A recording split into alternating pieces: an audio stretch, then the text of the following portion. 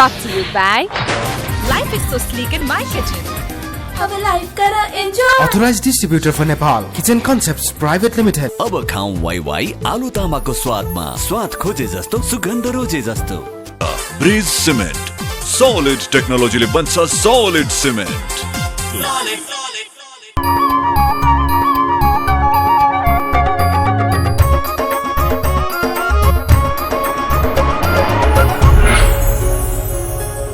Himalaya television देख रहा सभी दर्शकों में मैं दयाराम अग्रवाल को प्यार भर्यो अभिवादन। आप सभी को चाहे तो एकमात्र मारवाड़ी कार्यक्रम आपनो नेपाल आपनो गौरव में आप सबको स्वागत है। आओ कार्यक्रम में आगे बढ़ा आपकी पंक्तियां से। आपकी पंक्तियां। जब तक सांस है टकराव मिलता रहेगा, जब तक रिश्ते हैं घाव मिलता रहेगा, पीठ पीछे जो बोलते हैं उन्हें पीछे ही रहने दो, रास्ता सही है तो गैरों से भी लगाव मिलता रहेगा।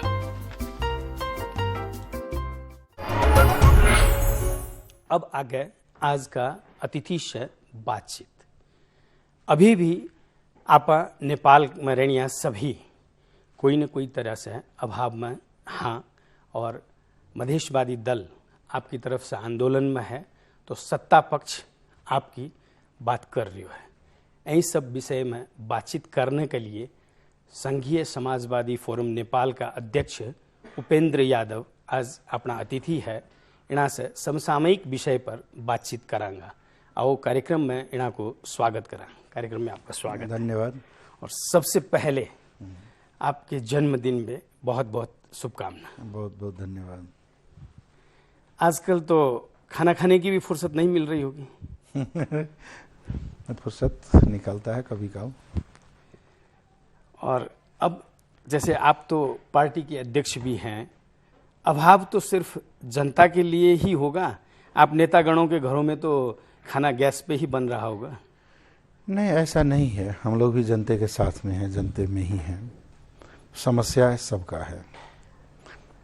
कुछ लोगों को अधिक समस्या है, किसी को कम है। और जो निम्न वर्ग के होते हैं, मध्यम वर्गीय होते हैं या नीचे वर्ग की होते हैं आर्थिक रूप से, उनकी अधिक समस्याएं होती हैं।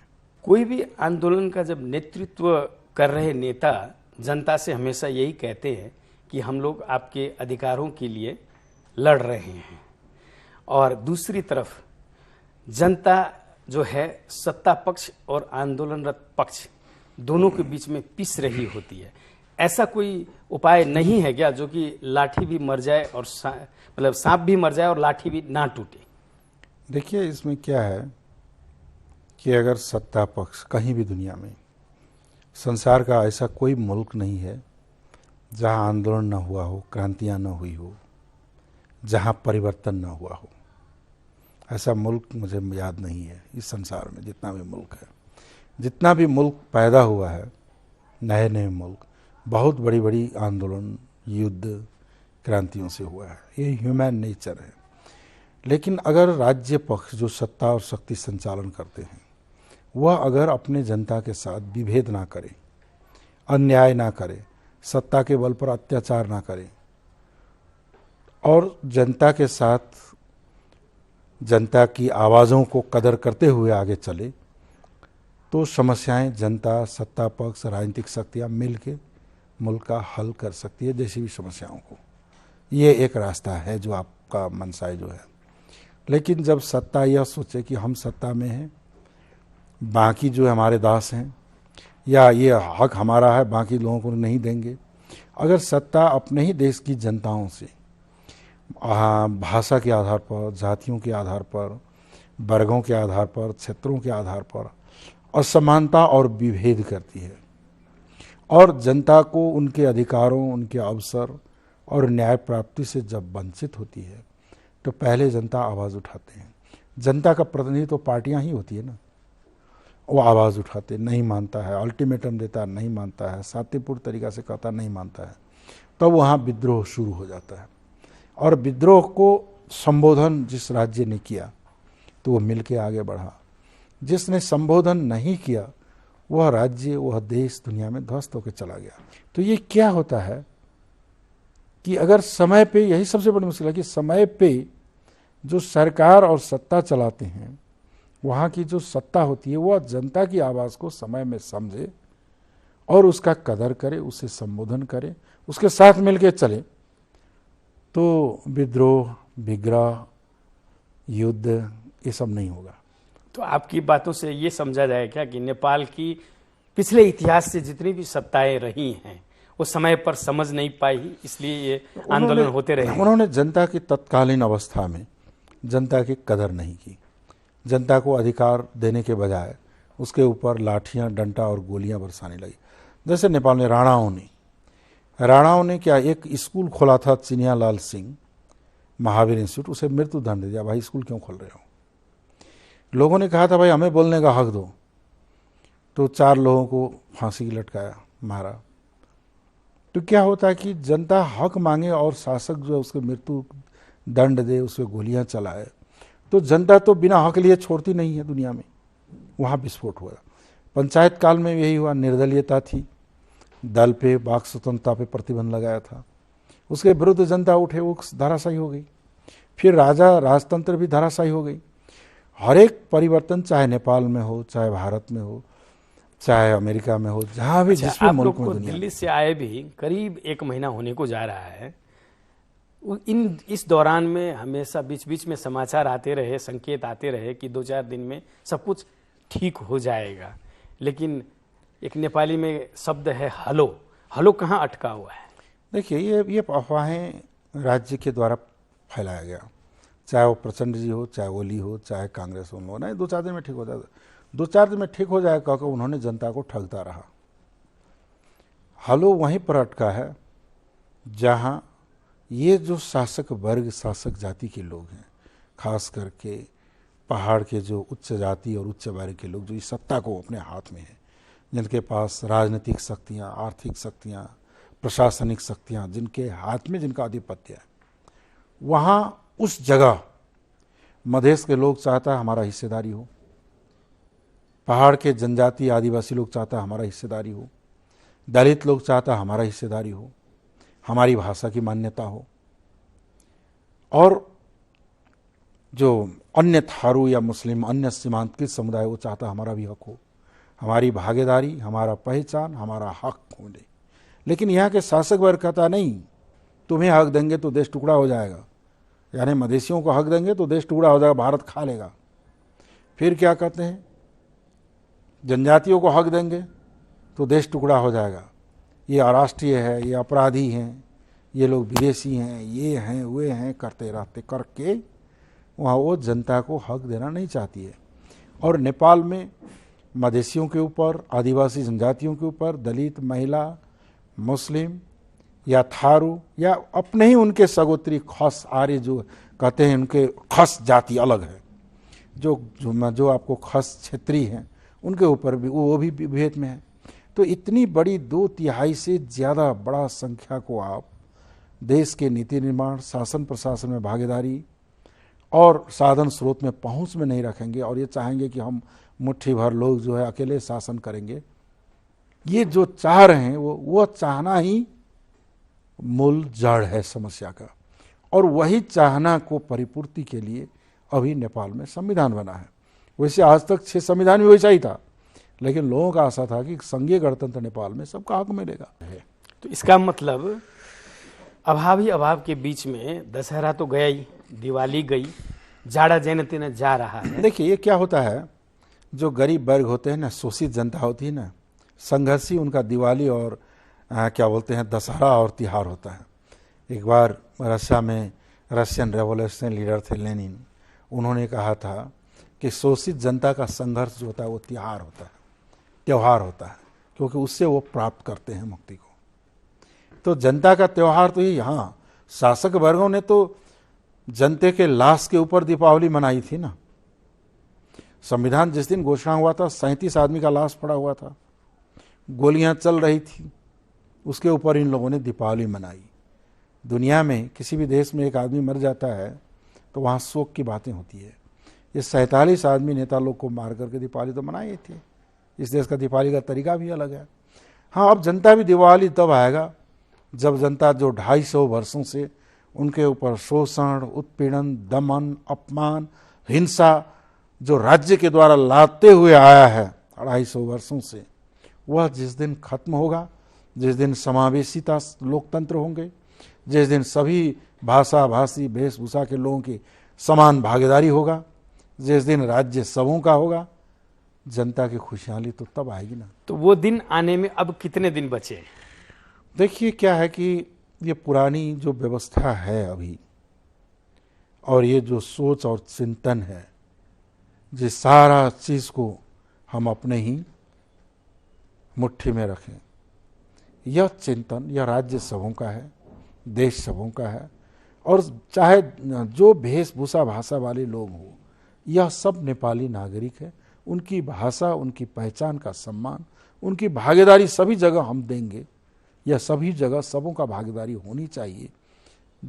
यह जब तक नहीं होगा यह चलेगा, कभी जोड़ों से चलेगा, कभी धीरे चलेगा, लेकिन चलता रहेगा। एक जैसे तराई मधेश में रहने वाले और तराई मधेश मूल के जो लोग पहाड़ में रहते हैं, उनके ऊपर एक हमेशा आरोप लगता रहा है कि ये लोग आयातित है, इनमें कहाँ से राष्ट्रीयता हो सकती है। अब देखिए, मैं एक प्रश्न पहले पूरी सुन लीजिए। आखिर पहाड़ हो चाहे हिमालय हो, वहाँ पे भी जो लोग बसते हैं, वो भारतवर्ष जो कहा जाता था, कहीं न कहीं उसमें से कुछ समुदाय हैं जो वहाँ भी बसते हैं। बस आगे और पीछे की बात है। देखिए, उनको इतिहास का जिनको ज्ञान ना हो, ये कहते हैं नेपाल का सबसे प्राचीनतम सभ्यता कौन सा है? जो भूभाग अभी नेपाल में है उसका सबसे प्राचीनतम सभ्यता है मिथिला का सभ्यता और संस्कृति, यानी 4000 वर्ष का पुराना है। यहाँ जो लोग जो अभी राज्य कर रहे हैं, ये लोग को तो 500 वर्ष पहले आए हैं। कोई कान्याकुब से, कोई कुआं गढ़वाल से, कोई कहाँ से, लेकिन मिथिला का सभ्यता तो 500 वर्ष पुराना, कि 5000, 4000, 5000 वर्ष पुराना है। पहाड़ में सिंजाली सभ्यता हजारों वर्ष पुराना है। पूरब में किराती सभ्यता नेपाल का इतिहास से कई वर्ष पुराना है। यहाँ यही काठमांडू में भी स्थापित क्यों नहीं कर पा रहे? अभी काठमांडू में ही, ये काठमांडू जो कहते हैं ना, इसको तराई के लोगों ने बसाया है। 500 करीब 56 वर्ष तक, उससे ज्यादा गोपाल वंशी और महिषपाल वंशियों ने यहाँ राज्य किया था। संस्थापक हैं वो इस मुल्क, इसका, ये काठमांडू का। तो आप कैसे कह देंगे जो संस्थापक है उनमें राष्ट्रीयता नहीं है, और जो कल भाग के आया मुगलों के डर से, उसके पास राष्ट्रीयता है? नंबर 1। नंबर 2, उसमें भी विद्वान लोग यह नहीं मानते हैं, इनकी बात को नहीं, गलत करते हैं। नेपाली कांग्रेस का नेता थे बीपी कोइराला, उनके लेखनी में है कि अगर नेपाल में राष्ट्रीयता किसी के पास है, अगर देखना हो राष्ट्रीयता, तो जाओ तराई में, मधेश में, और वहाँ जो लंगोटी लगा के जो हल होता है ना, उनमें देखो राष्ट्रीयता, उनसे सीखो। तो ये कहना कि मधेसी लोगों में राष्ट्रीयता नहीं होती है, यह गलत, और जिनको नेपाल का इतिहास ही मालूम नहीं है, अध्ययन नहीं करते हैं, ऐसे लोग कह सकते हैं, तो उनको क्या कहा जाए? तो ये जो आप अभी बात कह रहे हैं, इस बात को लोगों के सामने क्यों नहीं लाया जाता? नहीं, वो तो आ रहा है ना। अब मिथिला का संस्कृति, यहाँ का कुचिला का संस्कृति, शाक्य का संस्कृति, सीजा का सभ्यता, ये सारे चीज इस देश का इतिहास का फाउंडेशन है। अब जो पढ़ते नहीं है, समझते नहीं है, तो उनको क्या कहा जाए? हो सकता है आपका आज के प्रोग्राम देख करके वो पढ़ना शुरू करे, समझना शुरू करे। मधेश के लोग यही के हैं, ये बाहर से नहीं आए हैं। नेपाल का फाउंडेशन जो है गोपाल वंशियों ने रखा था। गोपाल वंश कोई हिमालय से नहीं आए थे, गोपाल वंश तराई नीचे से ही आए थे, और जिनके भूमि पर हम खड़े हैं। बुद्ध जो है, जिनको भगबुद्ध, गौतम बुद्ध को ये लोग भगवान मानते हैं, वो कोई अमेरिका से नहीं आए थे, वो लुम्बिनी तराई से ही आए थे। राजा जनक, जिनको ये लोग विभूति मानते हैं, वो कोई आपको जापान से नहीं आए थे, वो तराई के ही थे। यह काठमांडू वैली को पिछले वक्त, पहले गोपाल वंशियों के बाद इसे फिर समृद्ध करने वाला हरि सिंहदेव, जो मल्ल लोग, कई मल्ल लोग उनका अपना पूर्वज मानते हैं, उनके संतान अपने आप को कहते हैं, वो सिमरौनगढ़ से आए थे। वो सिमरौनगढ़ कोई करना वहाँ जो है साउथ इंडिया में नहीं पड़ता है, नेपाल के तराई में पड़ता है, जिन्होंने इस मुल्क को संवारा है, बचाया है, और जिसकी संस्कृति, जिसकी आधारशिला के धरोहर पर खड़े आज हैं, उनमें कहेंगे राष्ट्रीयता नहीं है, वो विदेशी है, तो कोई जो स्वस्थ आदमी नहीं कह सकता ऐसा। हम एक छोटा सा ब्रेक लेते हैं, फिर आगे बढ़ेंगे। दर्शक वृंद, एक छोटो सो ब्रेक ले रहा हैं, लेकिन ब्रेक में जाने से पहले यह हफ्ता को दर्शक प्रश्न एक बार। यो हप्ताको दर्शक प्रश्न, माघे संक्रान्तिमा यी मध्ये के खाइँदैन? अप्सन ए घिउ, अप्सन बी चाकु, अप्सन सी तरुल र अप्सन डी काफल। दिएका अप्सनहरूमध्ये एन टाइप गरी स्पेस दिनुहोस् र एबीसी वा डी मध्ये कुनै एक टाइप गरी 4004 मा एसएमएस गर्नुहोस् र विजेता भई पाउनुहोस् आकर्षक उपहार। कलर्स मोबाइल ब्राइट P5 प्रत्येक 2 हप्तामा 1 जनालाई, सीजी को फ्यान हिटर प्रत्येक महीना 1 जनालाई। विजेताको नाम आउँदो शनिबार बिहान 10:30 बजे आफ्नो नेपाल आफ्नो गौरवमा घोषणा गरिनेछ।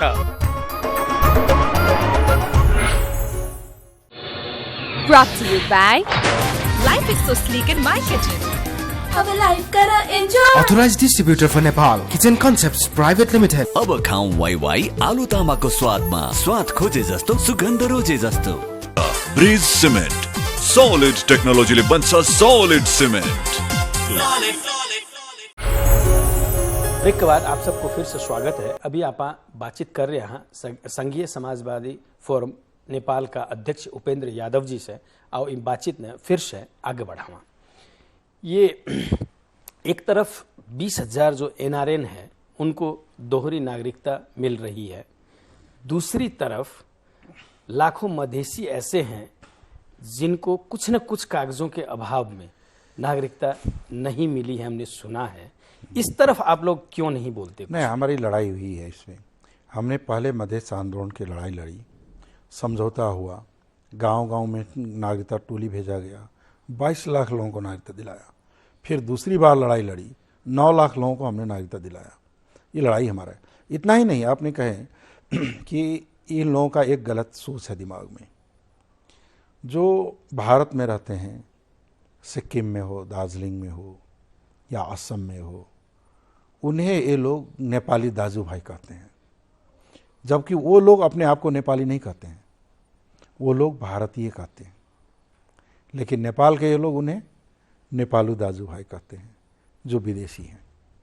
और जो मधेश, इस देश का संस्थापक है मधेसी, जो इस भूमि का भूमिपुत्र है, उन्हें ये लोग विदेशी कहते हैं, नेपाली कहने में ही हिचकते हैं। तो इनकी तो बात ही छोड़िए, इनकी पूर्वाग्रह जो है इतनी ज़्यादा है कि मत पूछिए। इसलिए एक तरह का जो नागरिक अधिकारों से वंचित करना, सरकार राज्य की सेवा और सुविधाओं से वंचित करना, और नागरिकता से वंचित करने का अर्थ होता है राष्ट्रीयता से वंचित करना। यानी आज भी लाखों मधेश के लोग नागरिकता विहीन और राष्ट्रीयता विहीन की अवस्था में हैं।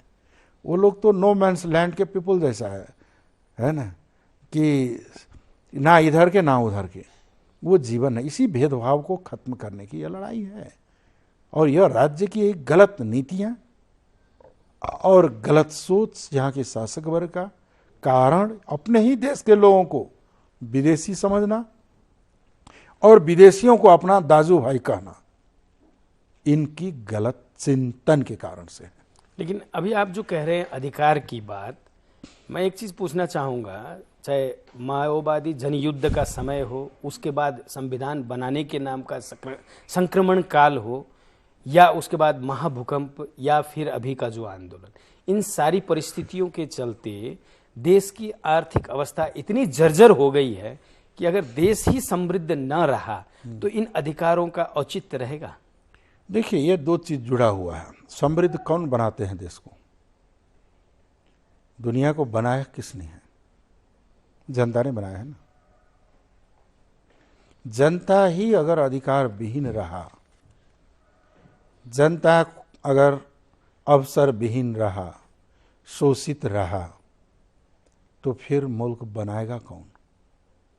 जनता ही दुनिया को बनाई है, जनता ही दुनिया को बदलती है। कहते हैं ना, इतिहास का जो चक्की होती है, व्हील ऑफ द हिस्ट्री, जो इतिहास को आगे बढ़ाती है, वो जनता है।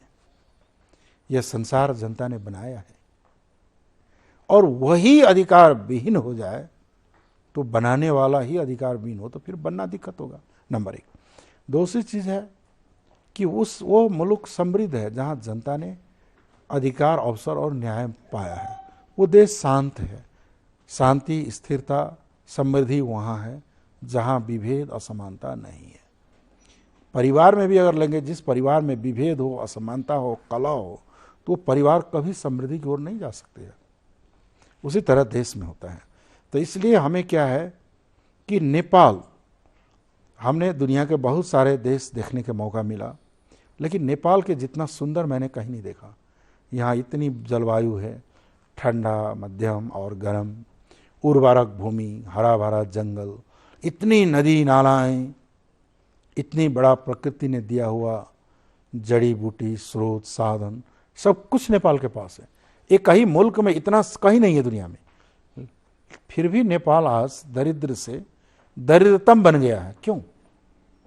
क्योंकि यहाँ 2/3 से अधिक जनता के साथ राज्य ने हमेशा विभेद किया, असमानता के व्यवहार किया, अपमान किया और विभेद किया, और केवल अपने आप को राष्ट्रवादी समझा और उग्र राष्ट्रवाद और अंध राष्ट्रवाद का माला जपता रहा।